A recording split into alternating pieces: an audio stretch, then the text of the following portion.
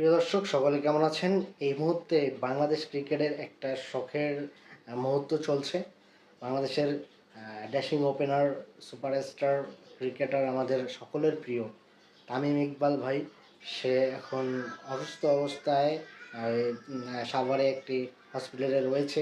আজকে বিকেএসপিতে ডিপিএলের খেলা চলাকালীন অবস্থায় হার্ট অ্যাটাক করেছেন এবং তার কারণে সেখানে সে সাথে সাথে অসুস্থ হয়ে যায় এবং এমন একটা অবস্থা তার হয়েছে যে তার জন্য যে এয়ার অ্যাম্বুলেন্সটা নিয়ে আসা হয়েছে তিনি সেখানে ওঠার মতন অবস্থায় ছিল না।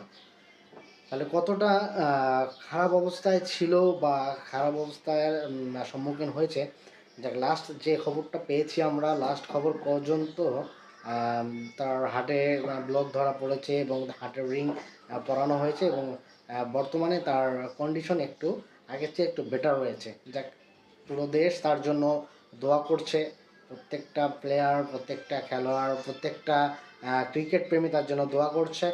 আর আমরা সকলেই তার জন্য দোয়া করব এই রমজান মাস সে যেন সুস্থতা ফিরে পায় এবং আল্লাহ তাআলা তাকে যেন সুস্থতা দান করে এবং তিনি আমাদের সকলের মাঝে দ্রুত সময় ফিরে আসেন। আর সবচেয়ে বড় বিষয় আসলে আসলে এই বিষয়টা নিয়ে সকলেরই মন খারাপ। তেমন কিছু বলার নাই। বাংলাদেশের জন্য যে প্লেয়ারটা অনেক কিছু করেছে, তার অবদান অনেক রয়েছে, এটা কেউ অস্বীকার করতে পারবে না। আর আমরা সকলে তার জন্য দোয়া করি।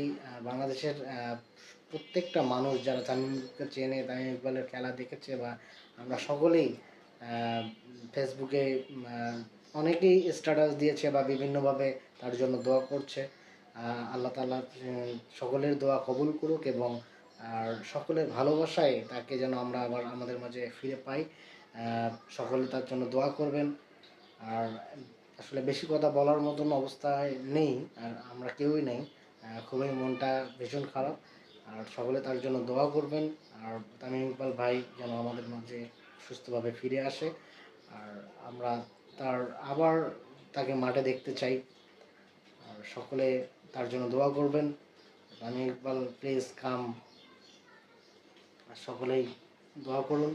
আর তামিম ভাইয়ের জন্য শুভকামনা। তামিম ভাই যেন দ্রুত সুস্থতা কামনা করছি। সকলে ভালো থাকবেন। ধন্যবাদ।